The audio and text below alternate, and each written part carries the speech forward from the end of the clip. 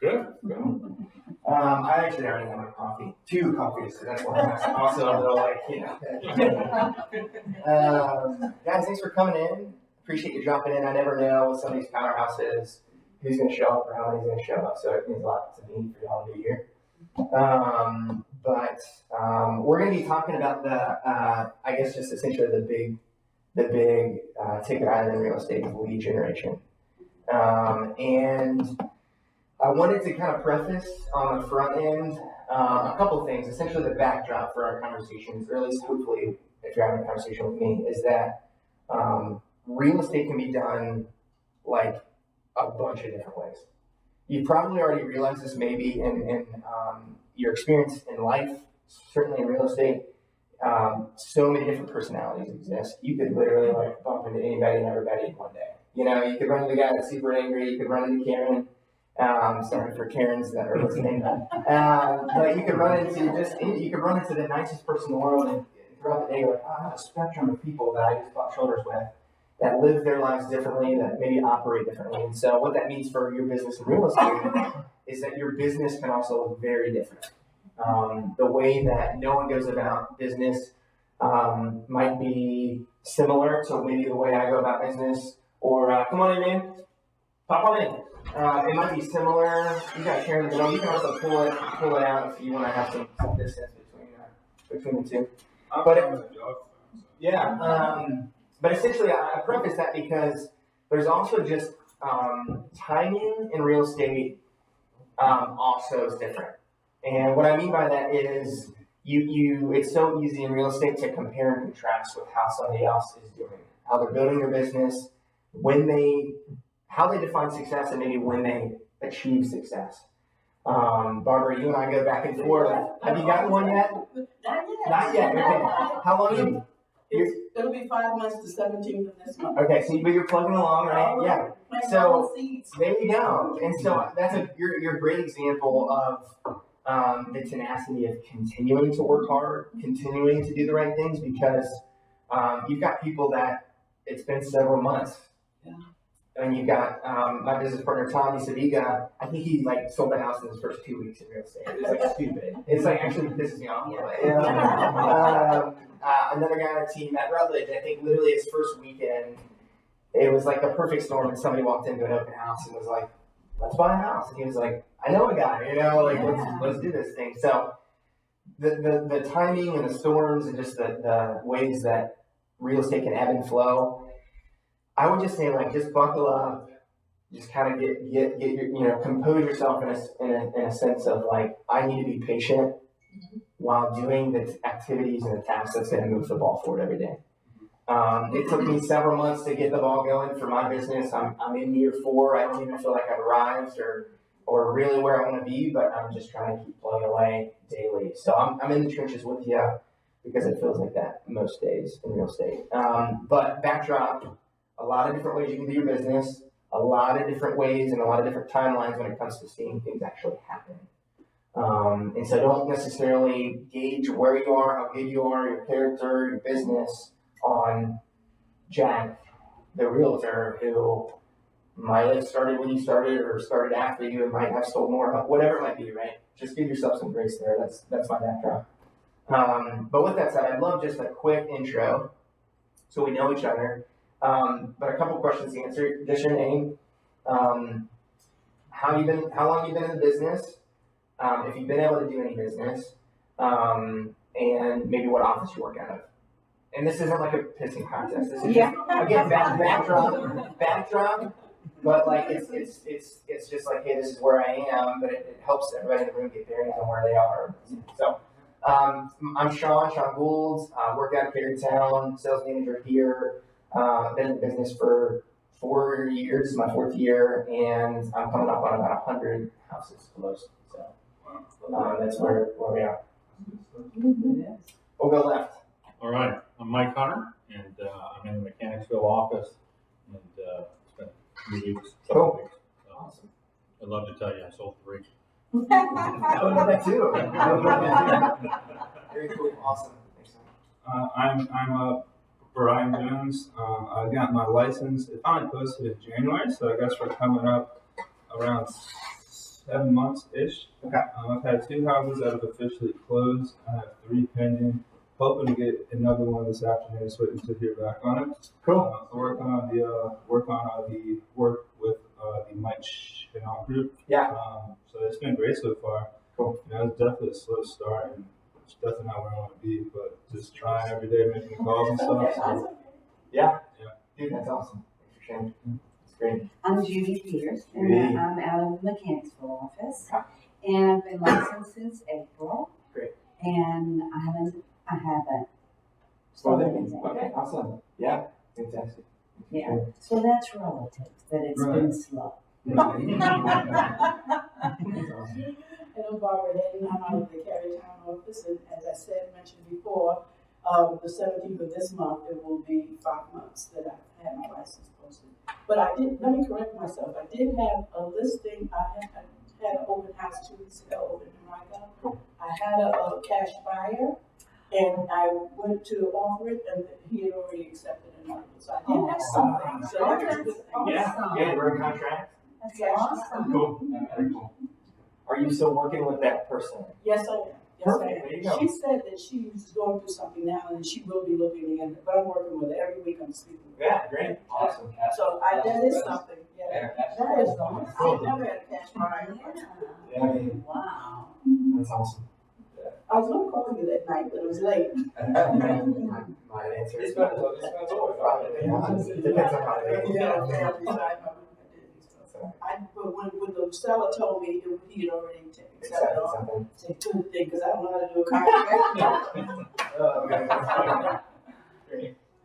Cool. I'm Noah. I'm out of the Trinity office. I just hit a year and I had 19 pending or sold deals. Let's go. Come on, man. I actually had one of those open house deals where I was in the open house and in walked the fellow that I worked with. His dad actually built that house. It was the house he grew up in. So he walks in the door and he's like, "This is my dad's house. I built it. I want to buy it." So we went down. Oh, that's awesome. Pre-approved in 24 hours and put in an offer on Monday and got it. So. Was that your first one, or was that? That was my first one. Actually, I had another open house account. Somebody wanted to buy a house and to invest in property. So we got 3 Sweet. deals. I've had some pretty good open houses. Yeah.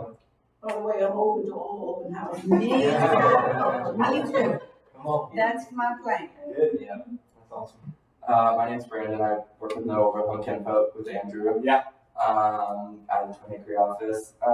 Been licensed since November and closed 2 and pending 4 right now. Awesome. Sweet. Yeah. Sweet. Wow. Awesome. Love it. Thanks for sharing.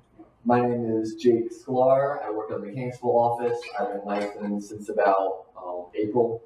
I work with Mike Chanel Group along with Brian, and I have 1 pended, but it's just a vacant land deal, like an acre lot. So it's a little baby one, but it's something. And then, yep, and that's all I've gotten so far. But Cool. other stuff in the works. Yeah. Dude, that's awesome. So yeah, thanks for sharing. I think like the big thing again, like it's not like it's a measuring stick. Is so long as you want to be a measuring stick on seeing how other people are doing. I'm learning to be more content in real estate. It's just my perspective here. But knowing how other people are going about their business is very helpful. It also can be a little bit of what's up? Come on in. How are you? We got one over here. If you want to stick to my right. It's helpful in being able to I'll move this so the back of your head isn't. Unless you want the back of your head on the video. Okay. But yeah, essentially, like it's helpful knowing how other people are going about their business.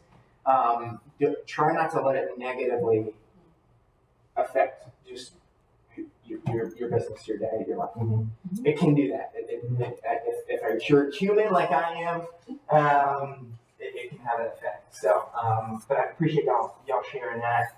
I think again, good backdrop, knowing that everybody. I mean, there's different timelines around the room, right? And everybody has maybe a different season where the seeds you did plant in, like just take root, right? So keep that in mind. Let that be a little bit of just a foundation for things. But would love to jump into essentially the the lead gen, right? When I talk about getting started in business and real estate, or you're 5 years in, whatever it might be, there's, especially when I'm talking with new agents or people that think about getting into real estate, I refer to them as, I refer them to two things. Work in real estate is there's the job and the business. The job is the sexy stuff. The job is like you're showing houses, you're writing contracts, you're going on their inspections, the things that you feel like you're actually doing stuff. Those are the sexy things. And everybody gets into real estate for that stuff because that's what they see Joanne and Chip doing. Yeah. Those, the triplets, brothers, or however many twin brothers there are. But what I tell people getting into real estate is you got to think less about the job. You got to think about the business. And the business is generating leads. You don't do the work in the job if you don't have the business. If you don't have the people to work with, then you can't show the houses. If you don't have the people to work with, then you're not setting up showings, right? So keep the sexy stuff in mind because that's important, but it's the business. And you're a business owner. You're developing your business. You're building your brand. You're building what you do. Based on, again, your personality, how you want to go about your business. There are people in hometown that sell, their gross commission income is probably over $1 million. And I don't know if I would have a personal or social life if I had that, like maybe I would if I had all the money to do whatever. But a lot of those people work really hard and they work a lot, right? So that spectrum, if that's what your definition of success is, fantastic. We want to chat today about the lead generating things that are going to move you in that direction. You got to be the one at the end of the day. You're setting your goals. You got to be the one to boil down what you want your business to look like. Does that make sense? Yeah. Cool. All right. So I'd love to a little bit of a fishbowl. How would you guys define lead generating? Like, what does that mean to you? What have you heard? That sort of thing. Building people that want to work with you. Okay. Yeah. Building clients. Yeah, building clients. I think there's a couple things like putting yourself in situations to build those clients. So even if it's going to an open house and nobody comes, you put yourself in that 2 hour spot where the one right person could come. Okay. So putting yourself in the right place at the right time. But kind of use your term too, like planting those seeds, even if they're not buying a property now, if they buy in 6 months, like that lead generation of, consistent communication, good communication, that will turn into something at some point. Cool. Whether it's them buying or them actually referring you To somebody else. to somebody else. Yeah. Good. Cool. Any other thoughts on that? Also, I was passing by yesterday, a new construction, so I just stopped by to see, when were they gonna start hiring, or selling. So I look at that as a lead generation as well. I talked with the manager, so things like that. Developing business, getting business. Right. Is what I look at as lead generation. Okay. When she's wearing that name tag or that shirt, Yeah, it's absolutely. conversation that pop up. Like, oh, you were hometown. That's cool. Yeah. This is a lead generator. Look at you. Come on. I was in hometown the other day. I don't mean to take up the hook. I was in hometown the other day, not hometown, Home Goods. And this guy saw my sign. He said, I was looking for a realtor. But he's looking for apartment. But he found one on apartments.com. I called him that same night. Yeah. His wife had already found one. But speaking of lead generation, that's why I brought that up as an example. And he didn't have a name tag on? All right, you wouldn't know. Right. Yeah. I wear it all the time. Are you, so you got his number? Yes, name? he's in mine. Perfect. Put him in the database, man. That's If they're, Because he might renters buy and buyers. one day. Yeah. Yeah, that's awesome. Cool. Any other thoughts on lead generating? How you define it? How you've experienced it? I think it's also going outside of the comfort zone. Right. I'm not a huge fan of cold calling, certainly not a huge fan of door knocking, which I don't do door knocking. But Right. That lasted like about 2 weekends. One time I had the worst case scenario, I woke up with a baby and the mom and dad were really excited. Oh, no.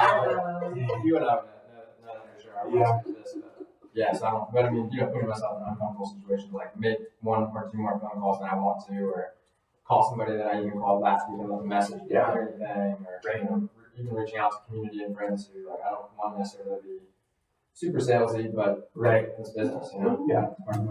Yeah, no, I mean, I feel the exact same way. Like, especially at first, it's almost like I was afraid just to call just to call these people because man, I want to keep calling them, asking them about the house and stuff. So I've been, trying to think of other conversation topics to have to just try to stay at the top of mind. But honestly, anywhere I go, whether it's hanging out with friends or at a restaurant, I try to incorporate, hey, you need to buy or you have to look where you currently live. Do you rent? Oh well, renting's more expensive. Blah blah blah. So Yeah.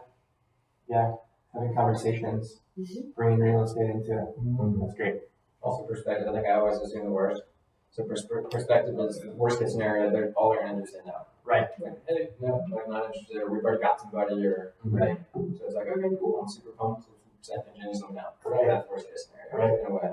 So I was kind of relevant, but in high school, thinking about asking to go to prom, I was asking my dad for advice, and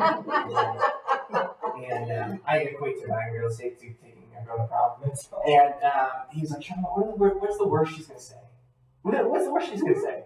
No, right? I mean, he would say that. It's like, what's the worst? I guess she could say something like, why the heck? demeaning or emotional demeaning. I mean, she could, but like most people, like aren't gonna say that. She's just gonna, she's not gonna like attack my character.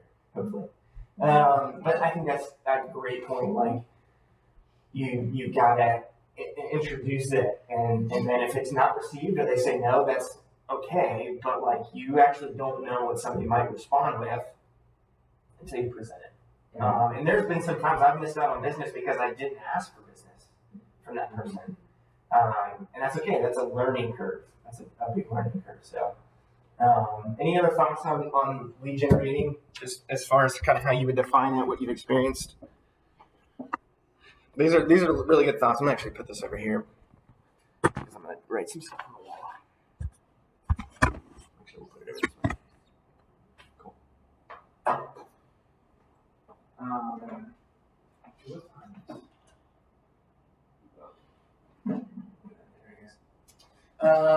Well, cool. I've got a couple things. I want to be respectful of time, but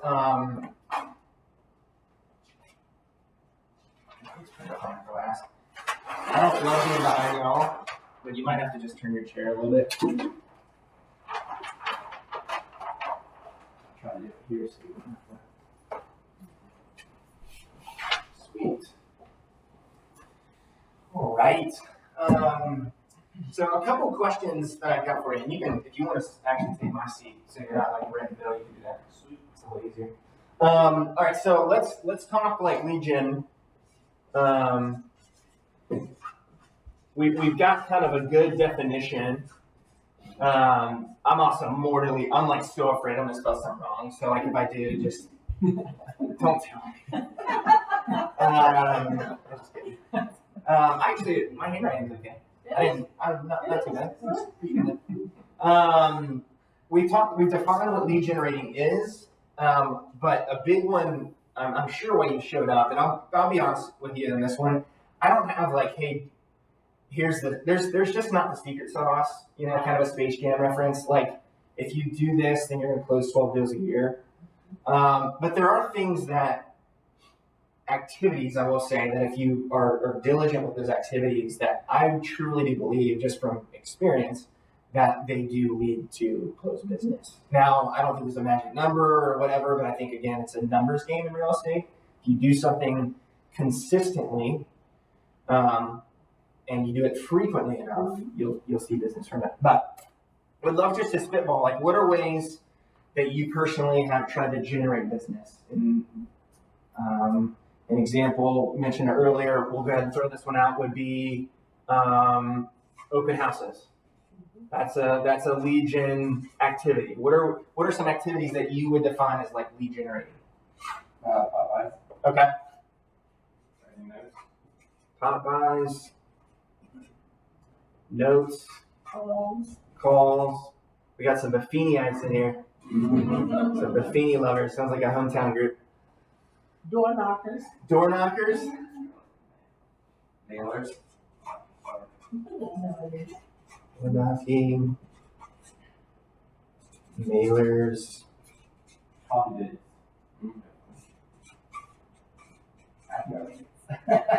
Coffee dates. Happy hours. Great. This might be a kind of a weird one. Like it's an education. Like I, educated my wife on conversations that she can have. Oh, cool. Yeah. So that's Yeah, like education to family, friends. Yeah. Right. How to actually the whole thing of I want the person's number to call them, not somebody giving my number out for me to wait for a phone call. Right. So if he knows somebody, like, please pass the number to me. Cool. So. I also think the general public doesn't really quite realize like how referral we are. Like my parents, when I got into it, they're like, so no one like calls your office and just like asks for realtor? I'm like, no. Yeah. Like maybe one time, you know what I mean? But it's like, because like when they were buying houses, they'd be like, oh, there's the Remax on the corner, let me call them. Yeah. You know, but it's Yeah. like no one looks at the elevators. Yeah. Like everyone knows a realtor. No one doesn't know a realtor. Right. I'm gonna tell you something else that I did on Father's Day. Four of the men in my life, son and things like that, I bought them the realtor cap Okay. from RAR. Oh, And I cool. gave them my Oh, cards. great So when they idea. go, if anyone asks them, are you a realtor? No, my sister is, here's her card. Yeah. Yeah. Yeah, that's awesome. What, just as, I don't know what you call it, but just trying to be like super active at like events and just trying to go out to as many things. I don't know. So are you talking more like your social influence or business to business? Everything. I mean, literally everything. Okay, so just general networking. Yeah, like just trying to, because in my opinion, it's easier to get a lead if you're out and about, like at an event or something like that. Yeah. I'm not sure how to explain it necessarily, but I just was being more active as opposed to being at home. Yeah. We'll throw it in as like I would kind of put that under the umbrella of like networking. Sounds good. As much as I did at social media, I was just kind of like, that's networking. I actually did not have an Instagram before I became an agent, and we talked about stories, all kinds of stuff. yeah, I had no idea. Yeah, man. Did y'all create the Capital Straw? No, so that's actually one of my good friends. Okay. So she's she was my wife's like good friend, I guess. But it's her like what she wants to do with it. Yeah, It's tell us a little bit about that. She is her husband was in real estate, well still is, does more commercial, but she basically created an account you can follow. It's called Capital City Stroll. She basically wants to have a place for people to follow and come in Richmond to like. She will post a house of the day. She'll do like 5 houses under $500,000, and she just highlights a bunch of different agents. She does interviews. She does all this stuff because she basically wants to get to the point where she can offer a paid marketing for like Sean goes to list a house. Sean could pay her X amount, and then basically she would have followers in like DC, Virginia Beach, Charlottesville, tons in Richmond to be able to go reach all these other agents. So basically, instead of people going to Zillow, they could go to her and follow her Instagram page and basically see, oh sweet, like Sean's got a new listing that's coming on the market. She would do like different like coming soon. She would do pictures. She would do interviews with Sean, like whatever. And so she was actually cool. She did like she used me as a trial run for my first listing. Cool. And it was really, really cool. Like it's gonna be really cool. It's just gonna take a little bit for her to build. Yeah, I mean she's already done like hometowns as shout outs to her. Cool. She's following lots of Joiner people and like Virginia Magazine and all that stuff. It's pretty sweet. So Cool. Yeah. So social media, that's awesome. What are some other ways? Personal experience, ways that y'all have connected with people, or just different outlets or activities for generating leads. I mean, I guess in some ways, like, it's probably just part of being out there for, like, personal connections with, like, I'm also a physical therapist, so I have, like, PC connections where, like, I take their business cards and I'm telling them about referring business, and I have some of my business cards in PT clinics where, like, this conversation comes up, like, there's a business card, there on either end. Yeah, business to business, that's a big one for sure. Aubrey, you do a lot of that kind of business to business stuff. Yes, I do. I feel like you're pretty consistent with that. That's awesome. I do a lot of the happy hours as well, commercials. Okay. There also are a bunch of outlets, and I can shoot this out as far as lists and different things. These are just ones that y'all have thrown out spitball, and there's also like just a ton more that like. I mean, there's probably like a list of like 100 things activities you can do. Like you could there's a bunch more. A couple that I would add, and this is kind of in these are the activities. I definitely think like a huge one is referral. 2 F's or 2 R's? 2 hours. 1 F? One F. You sure? Yes. All right, I thought you might play a joke on me. Oh, no, it's the other way around. No, I'm just kidding. You're right. Referrals huge. Obviously, that's going to be probably the most warm lead you're probably going to be able to get in real estate is a referral, and typically those are just higher conversion rates. Although there are times where I've had somebody refer business to me, and that client maybe is interviewing a couple of agents just to get their feelers out and ends up working with somebody else. But yeah, referral, and then I would actually throw this up there. I would say reviews. I would say, I mean, I hear Tom Ferry talk about it all the time, but we live in a review economy. I mean, think about it. Shop on Amazon, you're shopping anything, maybe online. It's not just the quality of the review, but it's also the quantity of the review. Now, this is going to be a little tough.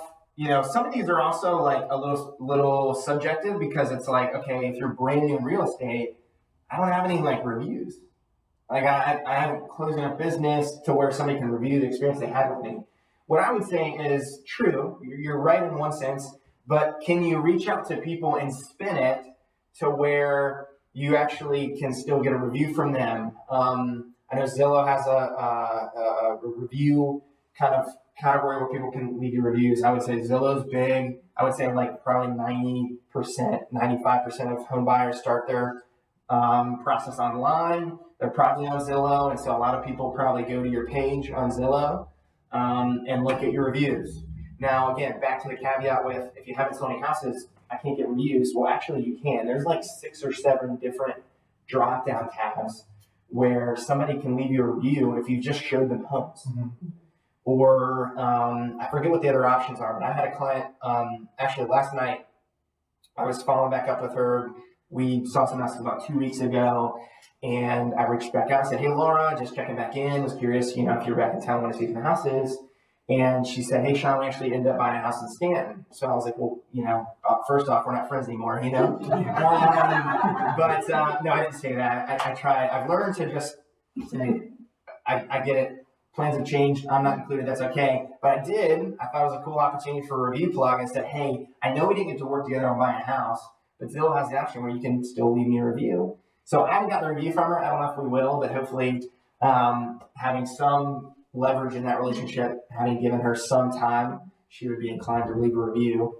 But that's big. I mean, different ways like that where if you've given somebody advice, I think there's like a way that you can help somebody who, like your buddy or the person you ran into that bought an apartment, like they could leave you a review and there could be a subcategory that you could find for that. So there's ways to get reviews rather than just like I've closed 20 houses and I have 20 reviews.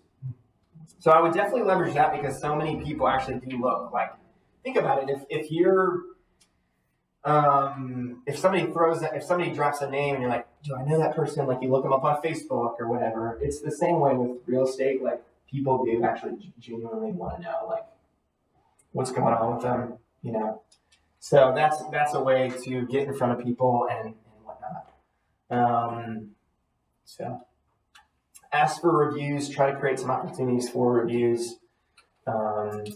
If you've got past clients, definitely include that.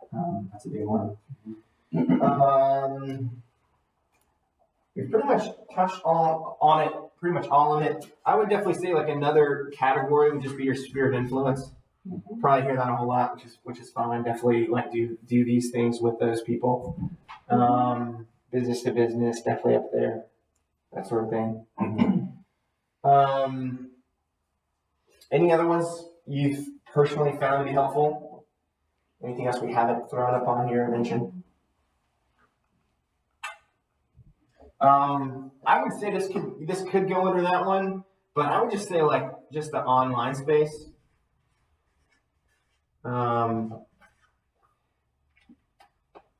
I will preface that like I don't know if I've sold I may have sold maybe one home by somebody like going to my website. I don't even think I actually can accredit one sale to my website. I have like a website through Wix, It's like $100 a year or something, but it looks decently professional, a little bit more modern. But again, it's more of a landing page. And there's some people that pay a lot of money to drive traffic to their website and then capture leads. That's a lot of money, and I just don't operate that way. But I will say online presence, reviews, like people do actually like. I had a client once.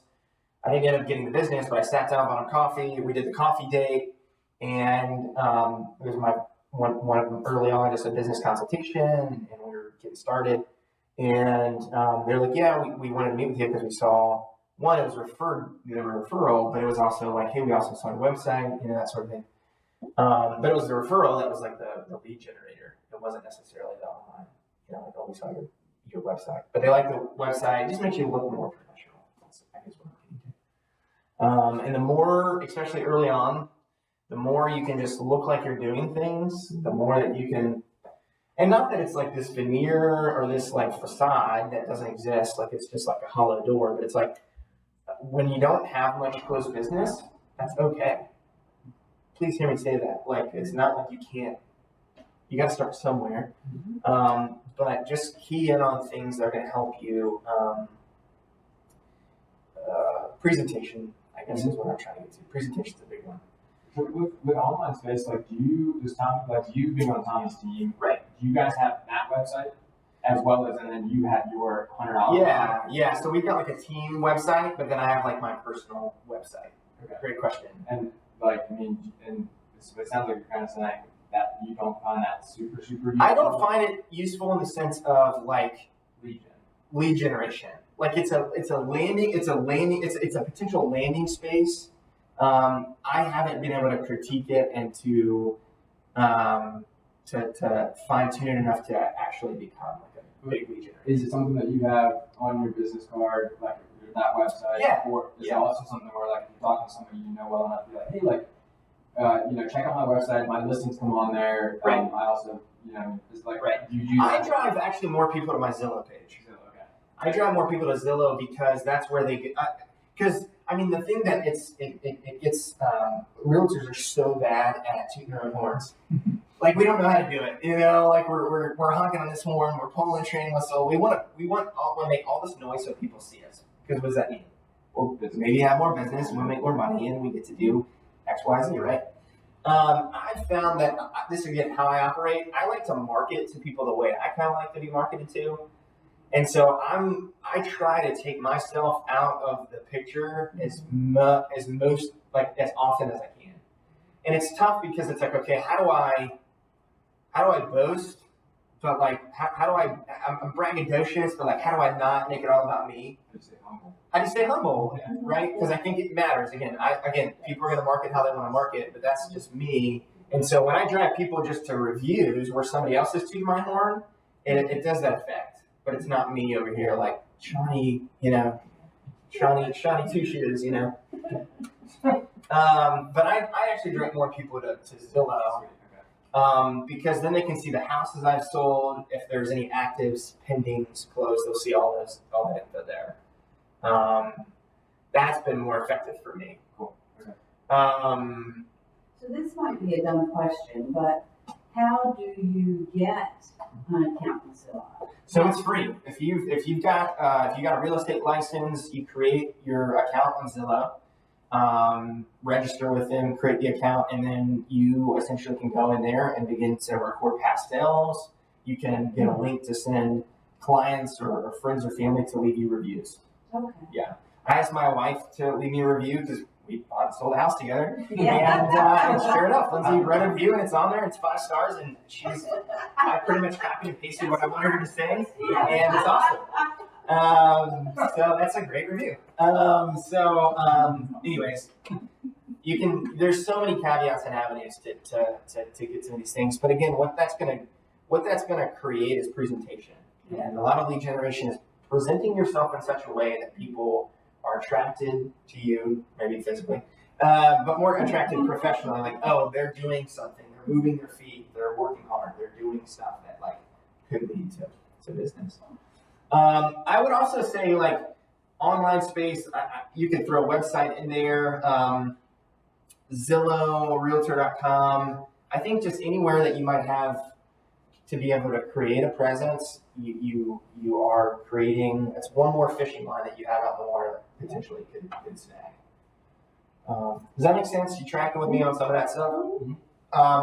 So again, I can send you a whole list. I mean, it's actually kind of exhausting and overwhelming when you think about all the ways that you could potentially drum a business. I mean, Facebook Market, like Marketplace, posting stuff on Facebook Marketplace, Facebook advertising. I mean, there's just so many things that you can actually do.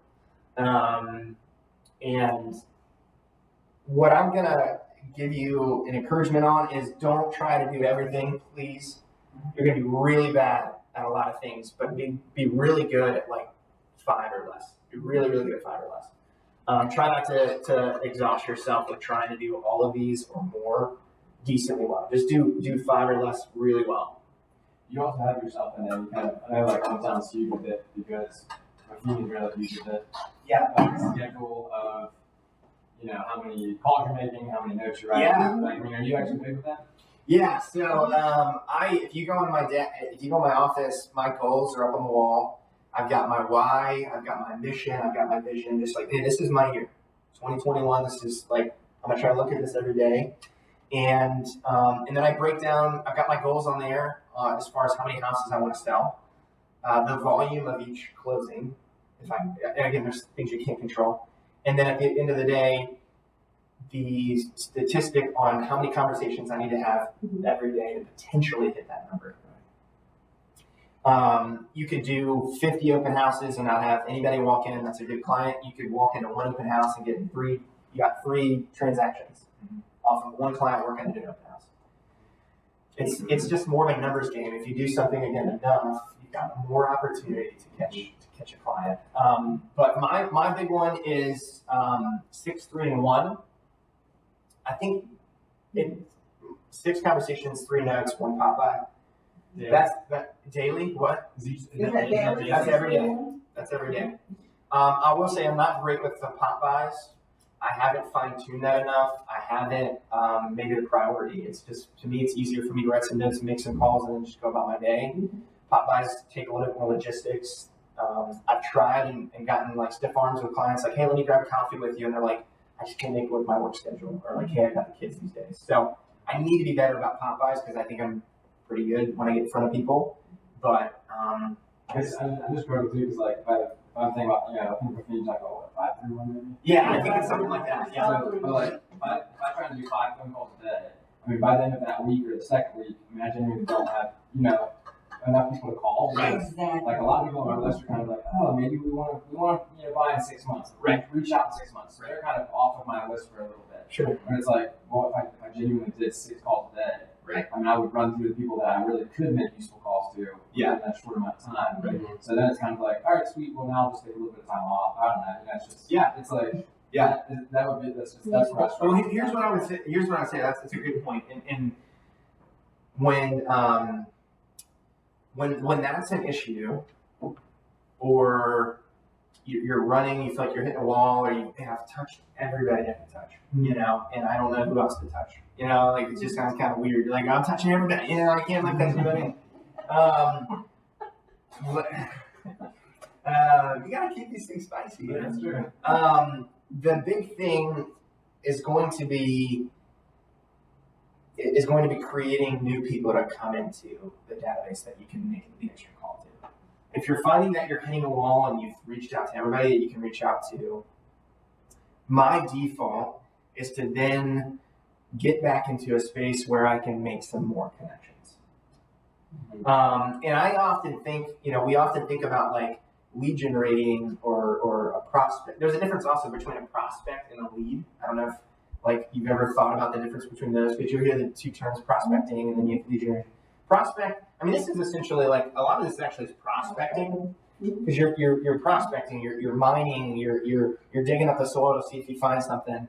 A lead is like, to me, like is ready, willing, and actively able to buy a house. So this is actually more prospecting, and then from this you're going to have like your leads to work with. But it's just easier to talk as lead generating. But what I would do in that scenario, because there are times where like you get to the end of your database, you're like, what do I do? Like, who do I call? Like, I'm not going to call the same person that I just called last week because I've got 50 people, you know? Right, exactly. What I would really, really suggest in those situations is two things. One, if you've done the things that you need to do every day, whatever you define that as, and you completed it and it took you an hour, don't beat yourself over the head for the next 6 or 7 hours of your work day. Go on and do something that is going to be just good for you personally. Like you've knocked out your business stuff, like you've done the lead generating things. Again, that's the business side of things. You've done what you need to do for your business that day. Go do your thing. Go grab the bike and head out on the trail. Like if you like to go play frisbee golf, go play frisbee golf. Like if you just want to get with your friend, if you want to kick and watch Netflix, do Netflix. But the big thing is like when I lay my head on the pillow every night, if I've done the lead generating things, I sleep a lot better because I'm just hey, today I did those things I need to do. Now if you're hitting a roadblock with hey, I don't know who else to reach out to, that's where we've got to get a little bit more people in the database. And so I would just encourage you to get back to these things. Because like, you know, you write your notes, you make your calls, like, you know, you're doing those activities. You're like, Sean, I ran out of people to like connect with. Okay, well, like, hey, I get it, been there, done that. Okay, what do we do? All right, well, let's try to get an open house this weekend. So maybe I can add a couple more people to that list. Right. Or hey, let me do some door knocking to just try to get in front of some more people. So that like maybe they'll give me their number right there at the door, but I can drop them another note.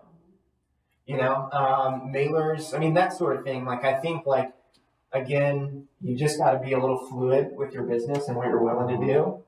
But these are going to be ones that are super helpful in getting you from kind of here to there.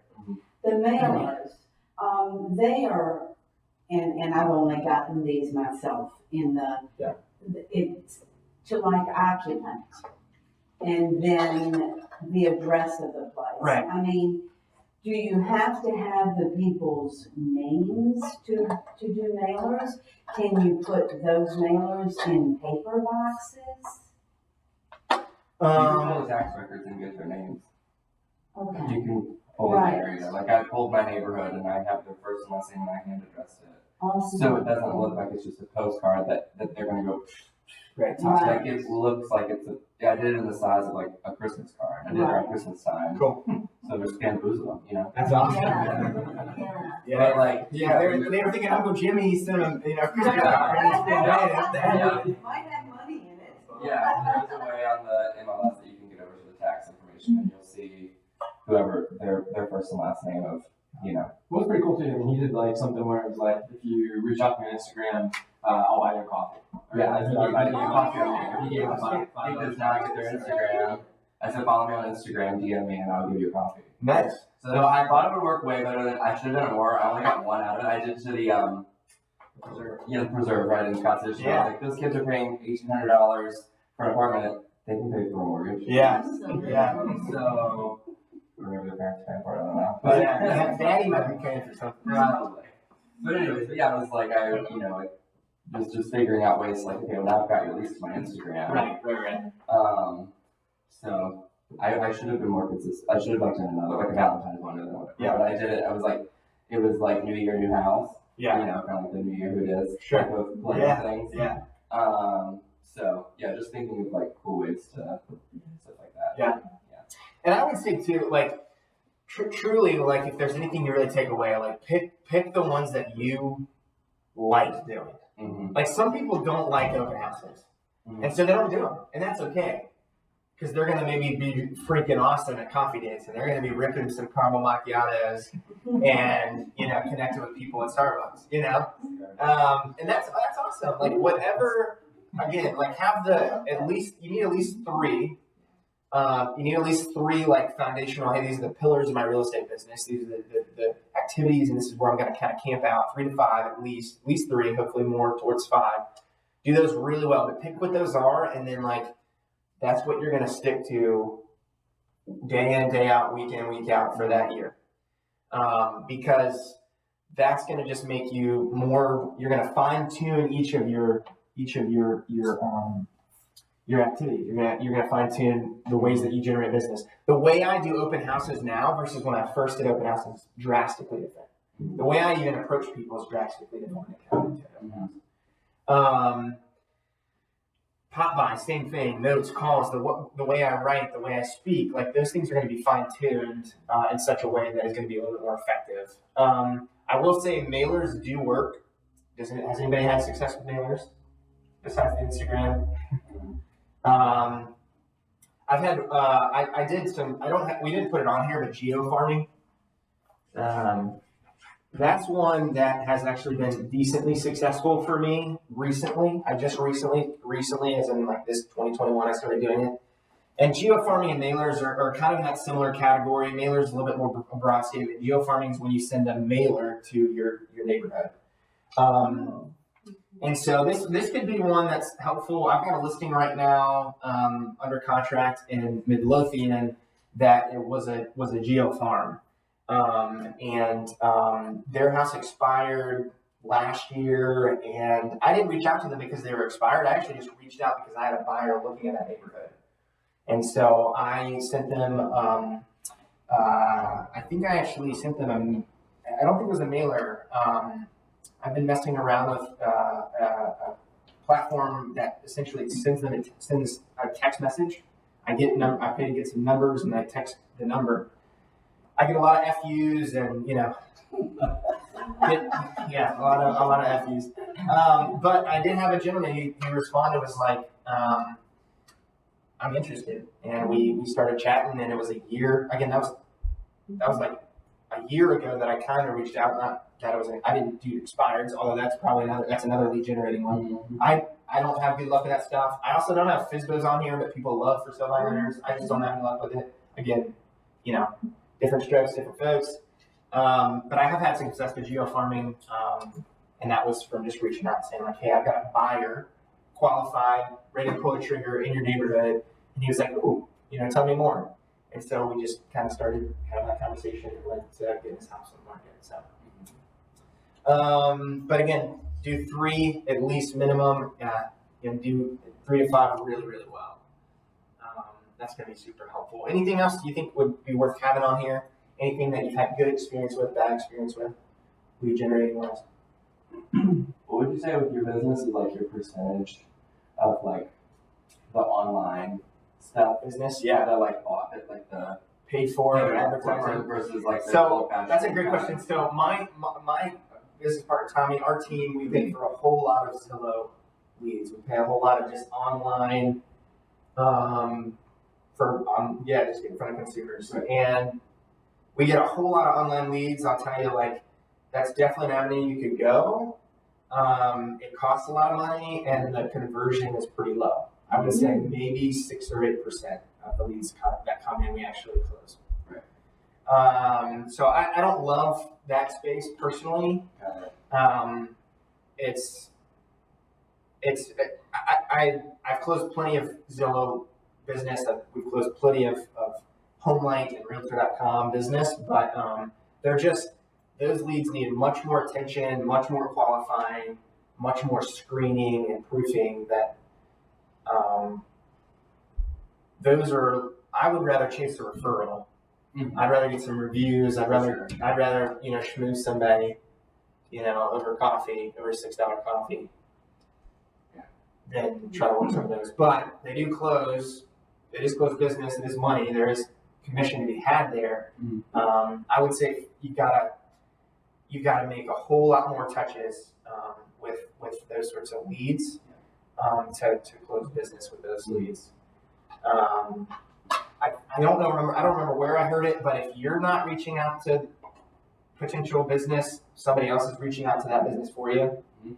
I mean, there's 5,000-6,000 agents in Richmond. Like, if you're not the one that's trying to touch base, then there's got to be another realtor that is. Mm-hmm. And so, if a lot of the online, they don't have any loyalty, like you gotta really win them over. My caveat there would be, if you do any of that business, or you're trying to do some Facebook stuff, or you're trying to connect with some people through those spaces, you gotta set the appointment. You gotta get in front of them. Mm-hmm. It's gonna be your only bet. A couple more minutes, we'll finish up here. A couple of things that I want to encourage you with when it comes to lead generating. I would say if you're looking at this list and you're like, Sean, where do I land? Where do I park the plane? I mean, to be honest, like these are your what are your must-haves? And next week, I think we're doing the agenda again on Thursday with me. I personally think your must-haves, like in any business, like in real estate business, must-have. You've got to have these three. I mean, that's just like bare bones. Like you got to do these three. In my opinion, plenty of people like. I mean, they don't like the calls. I just think these are bare bones. Like these like if you just again, there's a reason that Buffini is a giant name in the real estate kitchen world because it works. So I would say like these are must-haves. I would also say open houses are more on the must-haves list. What other opportunity you're going to get where you're able to have potential home buyers walk in and be looking at something and you can have a conversation with them. Like there's just not like it's not like you go to a Kroger and you stand in the front and you know that home buyer. It's like you don't have a clue. But like if you're in an open house, somebody's walking in and they're willing. Well, actually those people aren't open to conversations at open houses, so that's maybe we can work on that next week. But I would say at least these three. These are must-haves. Got to be in there. Open houses, huge because you're getting in front of people. Door knocking, mailers, those are nice to haves, in my opinion. Coffee dates, that's going to be you in with the pop buys. No, I love the point about educating others on how to refer people to you. That's huge. And then certainly like networking's got to be in there too. So I want to make a quick little point on scripts. Any of y'all practice scripts? Is that awkward? Am I the only one that stands in my mirror in the homeowner, Macaulay Culkin scene where he's singing? I actually don't do that. I need to do more scripting. I will say one thing that maybe we can touch on that a little next week is when it comes to lead generating, one of the things that you would want to pair this with is just being able to clearly communicate and ask questions that are actually going to get you somewhere. I'm actually just now figuring out that, like, man, I've been asking the wrong questions for the past 3 years, and I might actually have been able to do better business if I just ask the right questions. And I'm like, dang, I missed out on some stuff. But here I am learning, growing, trying to figure out how to get fine-tune my business. But being able to clearly communicate, and we're salespeople, but you don't have to be salesy in the ways that you communicate with people. I would say that's going to be a big one. Learning from experience that I've missed out on business because I didn't clearly communicate well or ask the right questions. Barbara, do you like vanilla or chocolate ice cream? I like chocolate. Okay, why didn't you say strawberry? Because you didn't put that in the equation, but I like chocolate. You like just okay, cool, perfect. Quick example, but when you give somebody options, they're probably a little bit more willing to go with maybe the options you've given them, right? That's right. I'm learning that when you have a conversation with a client, or maybe it's a lead that comes in, or it's somebody that you just connected with, give them some options. Mm-hmm. Now, they might not throw strawberry out there, and strawberry might be better fit for them, but what they might do is they might latch onto something you've offered them. Psychologically, we like options, and so I'm actually trying to incorporate this in scheduling appointments. I'll say, hey, do you like, does morning or afternoons work better for you? Instead of saying like, hey, can you do, can you do today at 3? Like just give them options, because when you give just a single option, they're a little bit more reserved, maybe they're a little adverse to just the one. Right. So giving people options is really big. I would say when you're calling someone, when you're writing notes, when you're getting to grab coffee with somebody, ask questions that don't require or are open for yes or no responses. Yes or no is not going to get you anywhere, especially in an open house. Are you working with an agent? Yes. Okay. Are you interested in shopping? No, we're not. Well, it's like, okay, well, how often have you gone to a store and you're actually genuinely looking for something? Salesperson comes up, hey, can I help you out? What are you looking for? You're like, no, we're just looking. Well, that's what everybody says. Everybody says we're just looking, but you're there because you're actually interested. You're genuinely there because you're actually interested. And so whether it's at an open house, whether you're on a call with somebody, whether you're grabbing coffee, whatever it might be, maybe you're doing some business to business networking, like phrase questions and have conversations that are not just yes or no, but they're actually pointed and purposeful. Open-ended questions. They're open-ended. Mm-hmm. And give people options so that you can form and direct the conversation in a certain way that you actually are going to get the response you want. I've stopped asking at open houses or when I'm doing some lead generating, like, hey, like, are you working with an agent? I've stopped asking that question because, like, I again market how I want to be marketed to.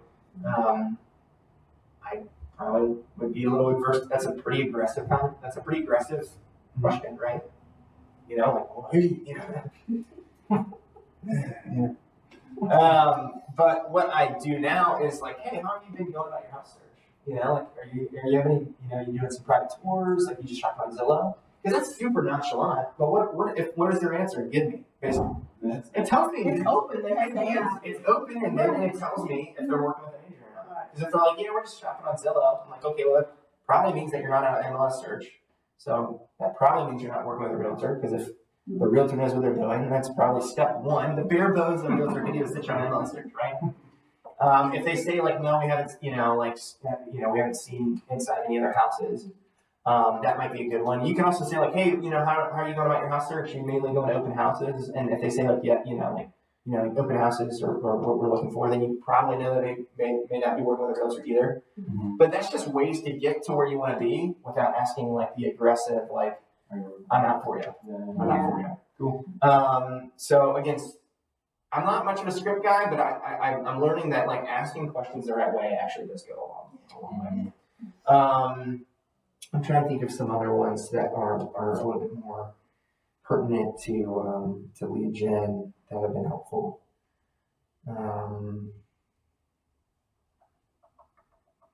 Typically, I'll also ask like, how long have you been looking?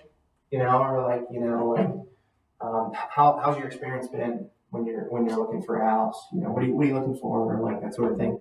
Again, open-ended, it leads the conversation in a direction that you might be able to really dial in on, like, where we need to go. Ask them, if you don't know if they own a house or they're renting, like, hey, what's going on at the time of the lease? Like, how long do you have your lease for? Hey, are you open to having a conversation about grabbing coffee? It's like, make it personable and make it open in such a way that like people will actually have a conversation. But yeah, certainly have some pillars.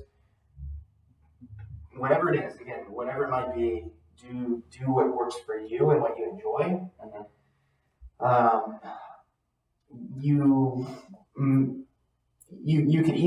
You could easily kind of feel and face some burnout if you're doing things that like just don't line up with who you are and what you want to be doing.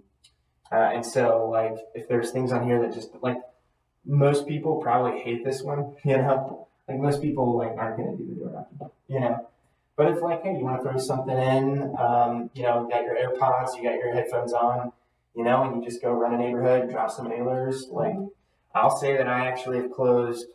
I can equate one closing to doing some door knocking. I had a client in King William that was moving into Atlee, and I had some mailers, little door mailers that like latched on the door loop, and I had them made up, and I was just walking the neighborhood in the middle of summer, and there's a lady out front, and she was working the garden bed. I struck up a conversation, dropped my mailer, stayed in touch, wrote some handwritten letters. I didn't get her number, I wasn't like forceful in getting her information. I think I asked for it and she wasn't comfortable. That's fine. But I just kept following up with notes, and sure enough, like it was a year of work following up, but like we put her house on the market, like sometimes you gotta like do the work now to be able to kind of reap the harvest later. Mm-hmm. So again, figure out what works for y'all and stick with it.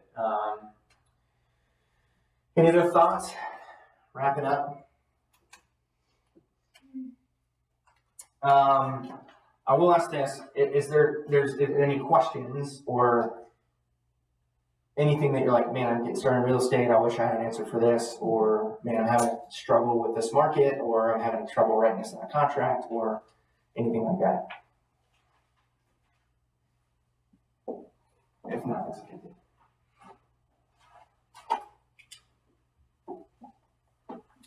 Anything we should have touched on? Do you feel like you have some good takeaways? Yeah. Okay. The worst thing, certainly critique, send me a text, send me some feedback. You got more questions on this? Always happy to text or talk. I want this to be like super informative. The worst is like, because I've been to some trainings and I didn't really run away with anything from that. And that's okay. But we just as a representative hometown, and myself, we want to provide info that's still some helpful things. Something I've learned to kind of circle the block one more time is I'd love to just kind of pop around. What's one thing you'll take away from today? What's one thing you'll take away? Judy, we're gonna start with you.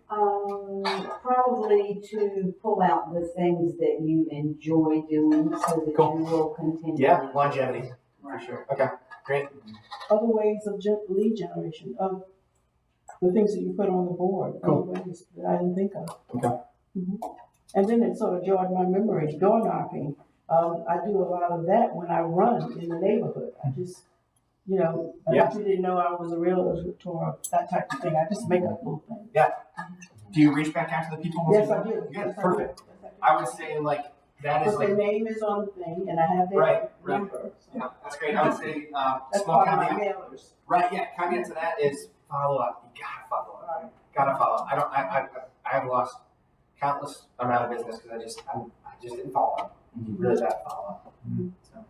So, what about you? Different ways to ask questions. I really do like the idea. I've definitely found I like taking open houses a lot. Cool. But I feel like I've gotten into my rhythm of how I talk to people, like in terms of when they walk in the door, how to greet. Yeah. I think one of my questions is always kind of like, wait, are you working with somebody? Yeah. It's a little more aggressive versus like I like the idea of hey, well, how are you guys going to home search? Like, Yeah. You guys doing a private showing, you do open houses, or you're doing so like Yeah. not leading you to the answer that Yeah. without being aggressive. Yeah. And once if they walk in and they're, because you're going to get both people at an open house. You're going to get the people that literally they open the door, they see the realtor, and they cut into the bedroom, Or you're going to get the people that actually are talkative, right?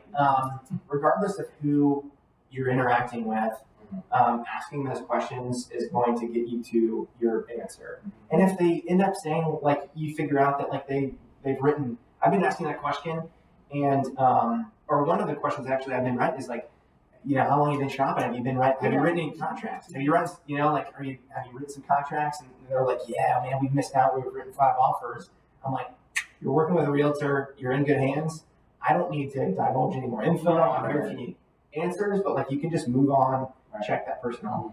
Oh my gosh, that's awesome. Who you're working with? At that point, then you can actually say who you're working with if you want to follow up with that agent to see how the shine went. But at the end of the day, then you can just mosey off. Right. Sure. That's great. When you have people do when you have people do sign-ins or whatever, obviously. Yeah. If you get, because I always have a yes or no on that usual thing. Yeah. If you get If they write it down. Yeah.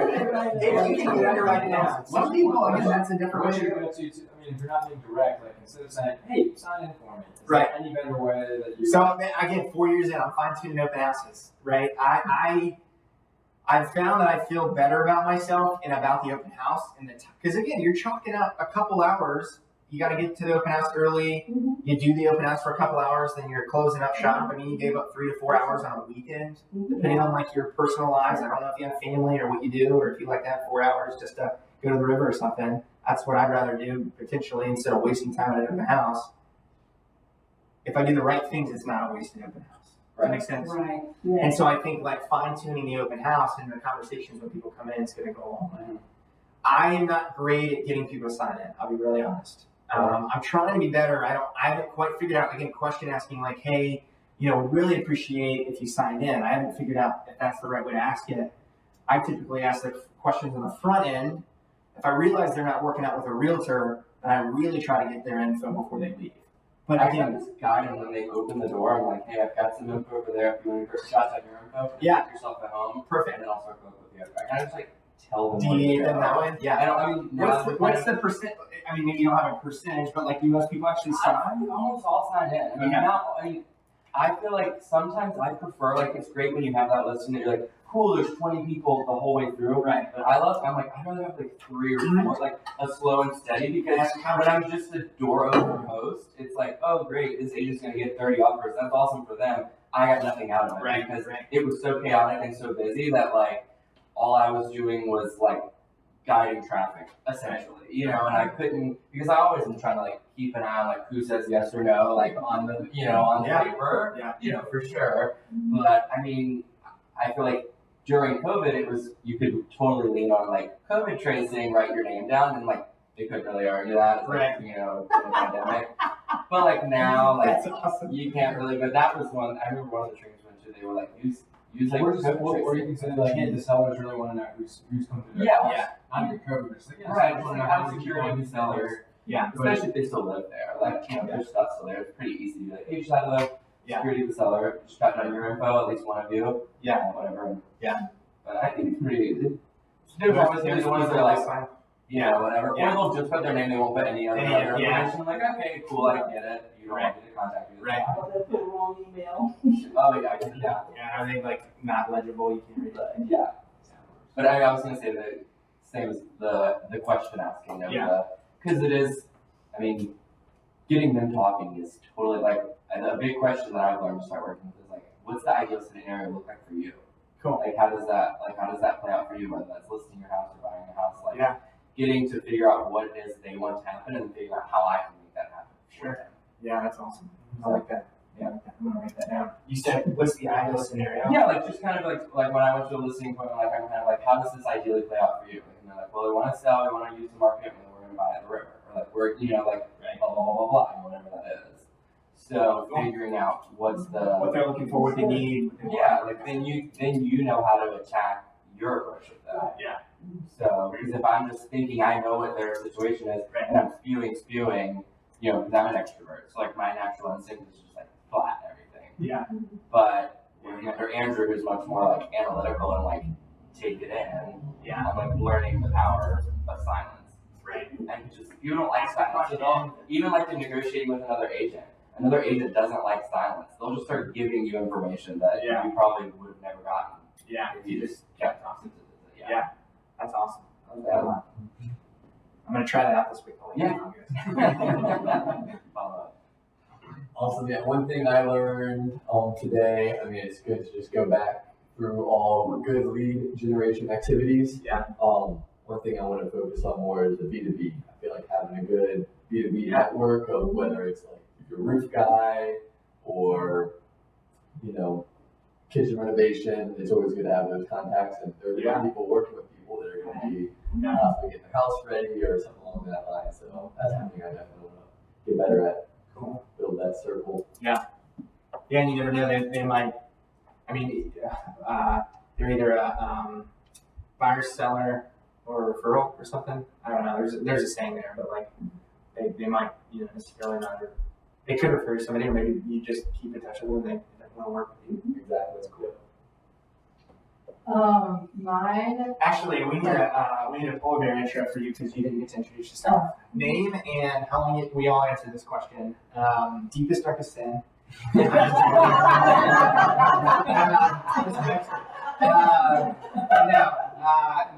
and then what office you work out of, and when you got started, if you've been able to do any business.